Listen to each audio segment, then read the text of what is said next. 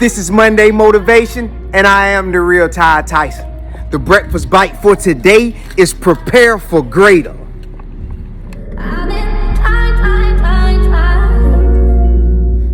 Where we are at in life has a great deal to do with where we see ourselves being, which is why God has dealt to each of us a measure of faith so that we can use it to see further than our circumstances and sow seeds that help bring about the greater harvest we ultimately desire.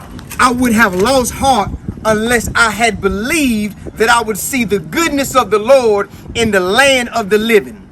We would not experience greater in our life until we believed that greater exists for our life. And that belief is linked to our vision. And how we know that is true is because the Lord told Habakkuk, write the vision and make it plain on tablets, that he may run who reads it. He ain't just let Habakkuk run wild with no expected finish line. And the same goes for us. So prepare for greater. Then Jesus answered and said to her, O woman, great is your faith. Let it be done to you as you desire. And her daughter was healed from that very hour. My Granny Lou once told me, baby, the reason why so many people give up so quickly is because they don't have real faith. So if you don't have the same type of faith to finish that you had to start with, don't jump out there until you're ready. So I encourage us all to not just have starting faith, but to pray to God to give us the type of finishing faith that will enable us to stay the course and experience our greater. Most assuredly, I say to you, he who believes in me, the works that I do, he would do also. And greater works than these he would do because I go to my Father. Nothing about Jesus the Christ was average. His thoughts were greater. His vision was greater. And his faith was greater, which is why his movements and the miracles he performed were greater. And since he financed our greater through sacrificing his life and then giving us his mind, anything less than greater that we settle for is our fault. So prepare for your greater.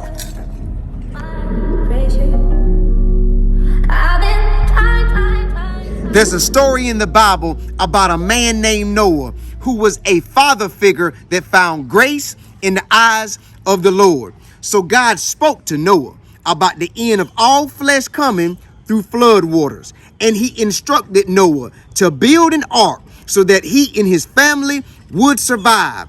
And they did survive exactly how God showed him.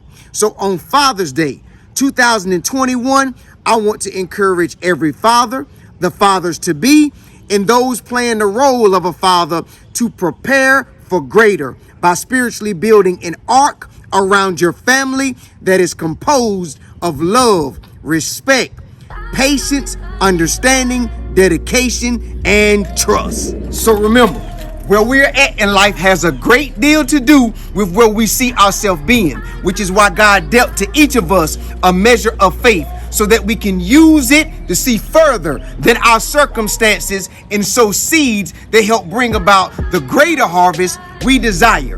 And if you are not getting edible fruit out of the harvest of your faith, ask God to sprinkle a little lemon pepper on it, let it cook slow, and watch what your patience brings you. I love y'all.